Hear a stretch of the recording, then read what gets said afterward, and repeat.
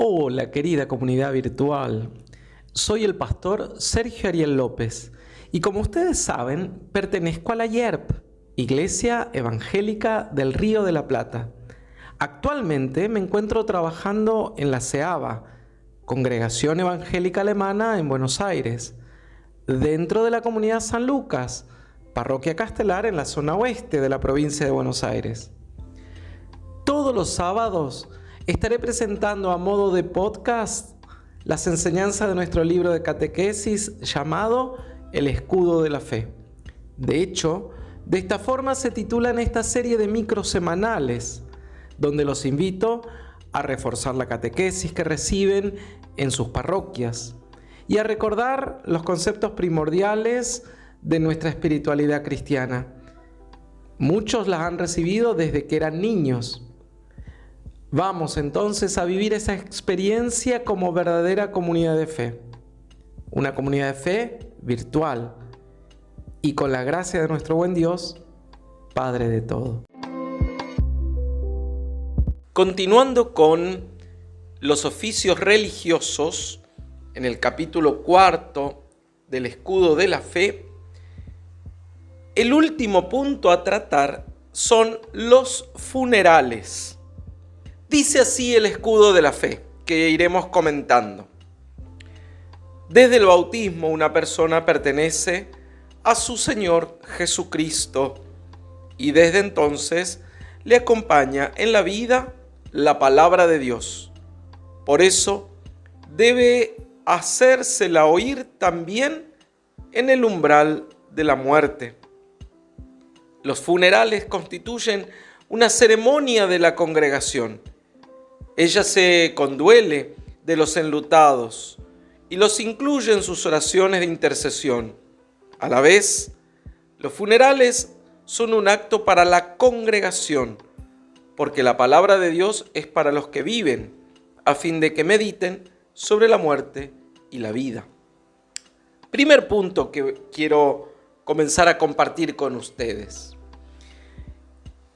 Es muy lindo esto que dice que desde el bautismo una persona pertenece al Señor Jesucristo y la palabra de Dios lo acompaña a lo largo de toda la vida, es decir, desde el bautismo, después la confirmación, el periodo de formación en la escuelita bíblica, después en los momentos importantes, la confirmación, quizás después el matrimonio o el ministerio pastoral, depende de la elección que realice, o ambas dos, porque los pastores obviamente contraen matrimonio, aquellos que así lo deseen.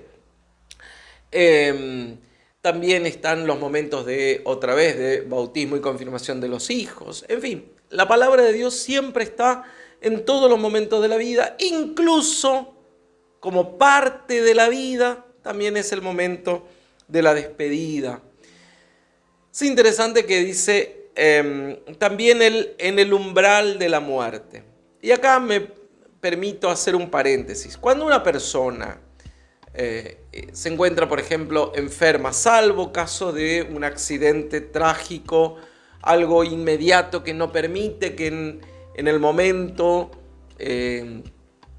se pueda acceder a un momento de encuentro, sería muy lindo, pero muy lindo, que la familia de alguien que está llegando al umbral de la muerte avise a la comunidad cristiana y el pastor, la pastora, algún laico comprometido, si es que no tienen pastor, pueda ir a la casa de aquella persona que está enferma o que está moribunda y poder tener un momento de encuentro, de celebración, de agradecimiento, de perdón de los pecados, de preparación para el paso definitivo. Así como la palabra de Dios durante toda la vida acompañó a esa persona, también es lindo que pueda hacer ese paso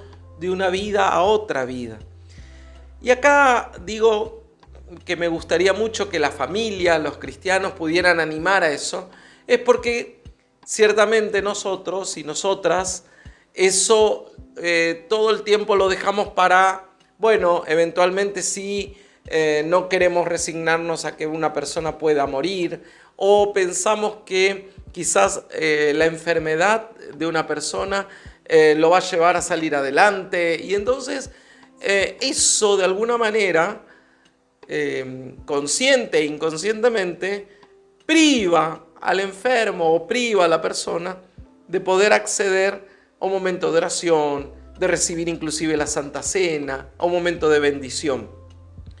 Quizás lo que sería bueno es que pensemos como una posibilidad el llamar a un pastor, llamar a una pastora o a alguien que pueda hacer eso, en la esperanza de la salud, siempre en la esperanza de la salud.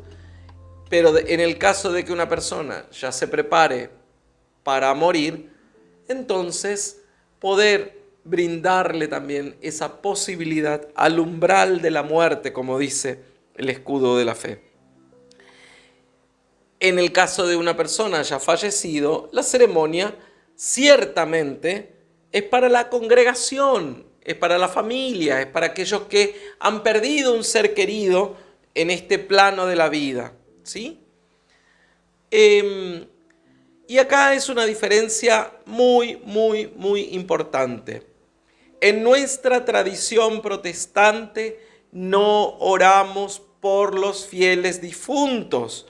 No tenemos ningún culto por los fieles difuntos, no tenemos oraciones de sepelio por los difuntos, no hacemos nada por los difuntos. Y eso tiene que quedar bien claro, porque a veces me dicen, pastor, ¿no haría usted un culto por mi familiar moribundo, por mi familiar fallecido? ¿No haría usted una misa? ¿No haría usted un culto? Y en realidad, en nuestra cultura latina, muy atravesada por la Iglesia Católica, que ciertamente tiene esta manera de pensar teológicamente, que a quien haya muerto, la congregación necesita todavía acompañar con la oración por si algún mérito no haya sido posible de alcanzar y que le falte algo para acceder al cielo. En ese caso, la congregación con su oración le ayudaría a ese familiar difunto. Ese es el pensamiento católico, ¿sí?, que está tan metido en nuestra cultura. Pero la tradición protestante dice no. Quien haya muerto en los brazos de Dios está, y por lo tanto la celebración, el culto, el sepelio se hace pensando en la congregación, en aquellos que están de duelo, para traer consuelo, para traer alivio, para traer una palabra de ánimo.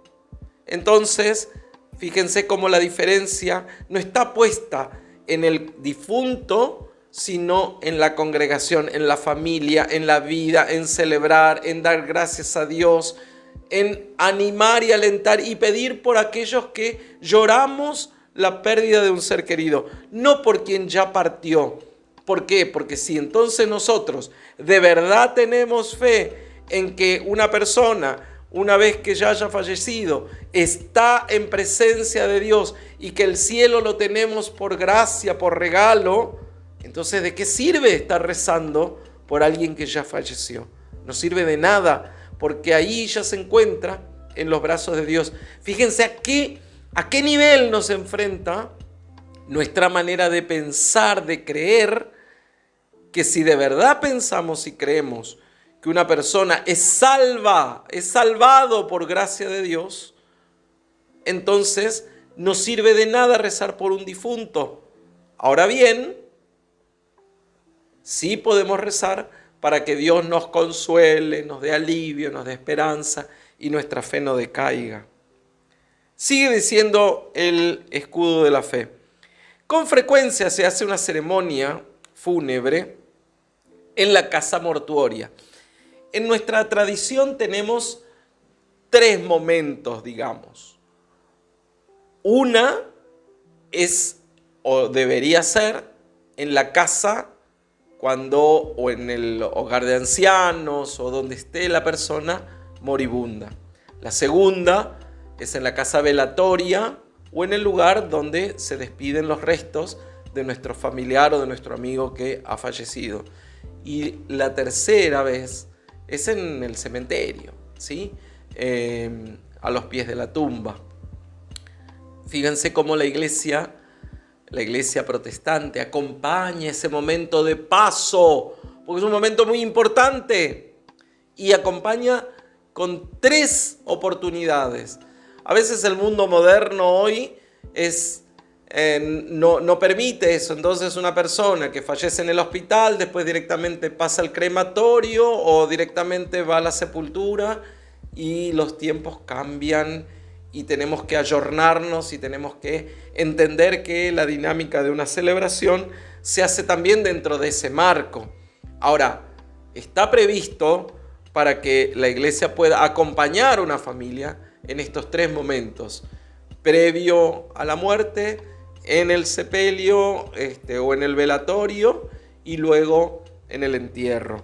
Así que ya saben que estos servicios los pueden solicitar al pastor, a la pastora que esté en su parroquia, en su iglesia, en su congregación, y por sobre todas las cosas recordar que es muy importante, previo a la muerte, que los familiares puedan y llamen a un ministro o una ministra para que pueda acompañar el paso de su familiar, ¿sí? Esto habla de personas que viven su fe con profundidad y no se enfrentan a la muerte como una enemiga, como algo a qué temer, sino al contrario, la abrazan y la incorporan a la vida cotidiana en la cual todos nacemos y también todos morimos. Donde la muerte ha abierto una herida de la que emana el pesar y el dolor, dice el escudo de la fe, debe estar presente el mitigante consuelo divino, la palabra de Dios, que mitiga, consuela el dolor de la pérdida. El pastor o un miembro de la congregación lee un salmo como expresión de humillación por los pecados. Por lo general es muy lindo recitar el Salmo 22. En algunas traducciones bíblicas el Salmo 23. Es el mismo, solamente que tiene una doble numeración. El Señor es mi pastor, nada me falta, en verdes praderas me hace descansar, aguas tranquilas me conduce, me lleva por camino recto, siendo honor a su nombre. Aunque pase por el más oscuro de los valles, no temeré peligro alguno, porque tú, Señor, me sostienes.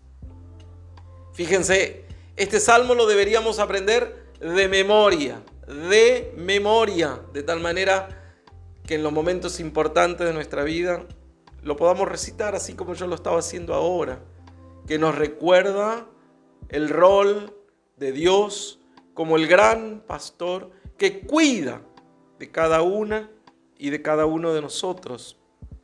Entonces, dice el escudo de la fe que un pastor o un miembro de la congregación lee un salmo, luego lee un pasaje bíblico que presenta la gracia de Dios. Presenta la gracia de Dios. Tantos pasajes bíblicos hermosos. Bienaventurados los pobres, porque de ellos es el reino de los cielos. Bienaventurados los que sufren. Bienaventurados los que lloran. Bienaventurados los que buscan hacer lo correcto, porque de ellos es el reino de los cielos. Ellos serán llamados hijos de Dios. Tantos textos, pero infinidades. En la casa de mi Padre hay mucho lugar donde vivir. Si no fuera así, yo no les diría que voy a prepararles un lugar para que donde yo esté también estén ustedes. Fíjense cuánto consuelo, cuánta bendición hay. ¡Qué lindo! Y si leyeron alguna vez las bienaventuranzas, dice felices los pobres, felices los que sufren, felices los que lloran, felices los que buscan la justicia. No dice, por ejemplo, bienaventurados los que van al culto todos los domingos, bienaventurados los que rezan. No dice nada de eso. Fíjense cómo la bienaventuranza es mucho más amplio que simplemente ir a la iglesia. Es para todas las personas que hacen el bien. Para ellos también hay cielo, Para ellos también hay gracia de Dios. Para ellos también va a haber las puertas del cielo abiertas de par en par. Entonces, nuestra función como iglesia es leer, compartir un pasaje bíblico que hable de la gracia y de la misericordia de Dios, no del juicio, no de la condena, no del castigo, porque de verdad nosotros no creemos en que Dios sea lo suficientemente malo como para negarle algo bueno a una hija, a un hijo que va al encuentro de su presencia. Continúa diciendo el escudo de la fe: el sermón adecuado a las circunstancias habla de la vida y de la muerte a la luz de la palabra de Dios. Por lo general es lindo poder recordar con anécdotas, con historias, quién fue la persona que estamos despidiendo.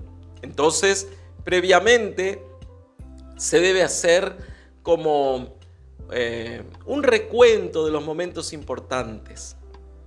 Cuándo nació, dónde, quién era su familia, si estudió, si trabajó. Dar gracias por aquellas cosas que marcaron la vida de otras personas. Hay veces que una persona a la que despedimos se destacaba porque era una buena cocinera, un buen cocinero, un jardinero, un buen vecino, un maestro excelente. Esas cosas son para dar gracias. O tenía un buen carácter, o a veces le gustaba bailar, o sabía tener amigos. Todo eso vale la pena que a la luz de la palabra de Dios haya un sermón, una prédica que recuerde y que dé gracias por todo lo que representó para nuestras vidas, por lo bueno y por lo malo. También podemos pedir perdón. Todo eso nos sirve de consuelo, porque nos recuerda de que pertenecemos a aquel que tiene el poder sobre la muerte y sobre la vida. Entonces, en todo momento nosotros en la ceremonia de los funerales hacemos una celebración de la vida. Créanme, si nosotros rezáramos por los muertos, entonces nos contradecimos a nosotros mismos. Si nosotros decimos que creemos en el Dios de la vida, es porque algunos vivimos acá, en este mundo, en esta tierra, en este plano, y otros viven con Él en la eternidad para siempre. Es decir, Dios es Dios de vivos siempre. Por lo tanto, cuando nosotros recordamos un familiar, no lo recordamos nunca muerto, lo recordamos siempre vivo. Algunos vivimos acá, otros viven en la mano, en el amor, en la misericordia, en la eternidad de Dios. Otra ceremonia se realiza también en el cementerio, continúa diciendo el escudo de la fe, donde prorrumpe siempre, una vez más, el dolor que está presente aún en medio de la paz de Dios. El difunto que haya ahí su último descanso es devuelto a las manos divinas que le dieron la vida. Nuevamente se le proporciona a los que han perdido un ser querido palabras de consuelo que brotan de la Biblia. Oración, Padre Nuestro, acompañan el momento de la sepultura. Y también el credo, porque en el credo decimos: creo en la resurrección de la carne. Hay quienes dejan incinerar a sus muertos en el crematorio, dándoles sepultura en una urna, dice el escudo de la fe. También para estos vale la promesa de la resurrección. Acá quiero detenerme porque siempre está la polémica. ¿Qué hacemos? ¿Qué dice la Biblia? ¿Qué es lo correcto? Si tenemos que enterrar a nuestro ser querido o podemos cremarlo. Y si lo cremamos, ¿qué va a pasar? ¿Va a resucitar también? Y si esparcimos la ceniza, ¿cómo va a ser el día de la resurrección de los muertos? Va a resucitar, pero está toda esparcida esa ceniza. Dice el apóstol Pablo que el día de la resurrección tendremos cuerpos gloriosos. Es decir, que este cuerpo material en el que vivimos ahora ya sirvió para esta etapa de la vida. Pero la próxima etapa es cuerpo glorioso. No dice Pablo cómo es el cuerpo glorioso.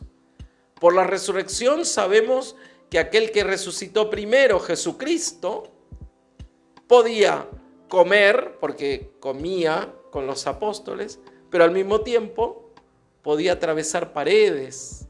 Estando las puertas cerradas, dicen los evangelios, se apareció en medio de ellos y le dijo: la paz sea con ustedes. ¿Se dan cuenta? El cuerpo glorioso es un cuerpo fuera de la física, de lo material, por lo tanto puede atravesar paredes y puertas, pero al mismo tiempo puede comer y no es un fantasma. Jesús todo el tiempo está diciendo: no soy un fantasma, no tengan miedo, no tengan miedo.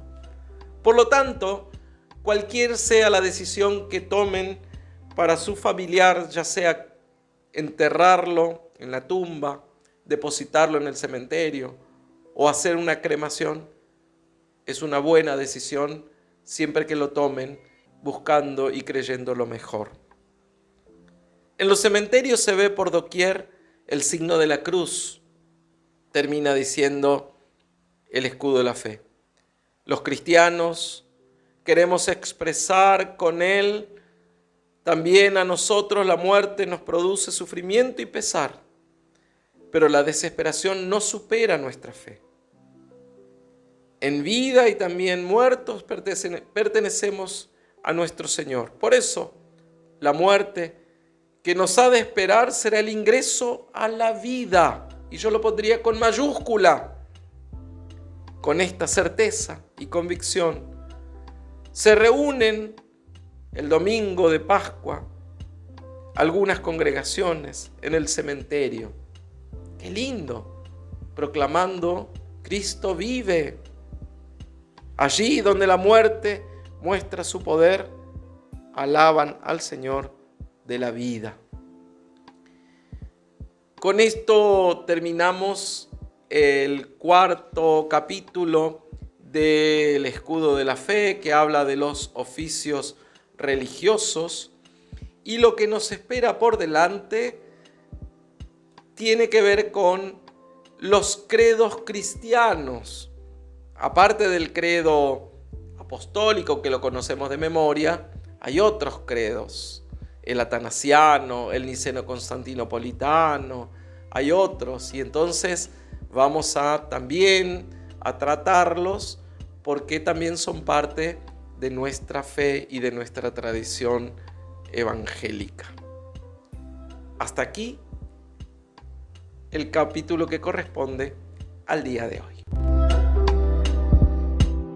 Hasta aquí nuestro encuentro de catequesis del día.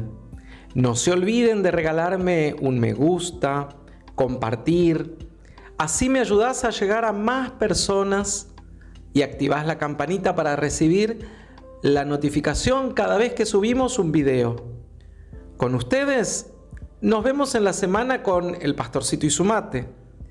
Y el sábado que viene volveremos con nuestras clases interactivas de catequesis, llamadas el escudo de la fe. A vos que estás escuchando, que tengas un feliz y bendecido domingo.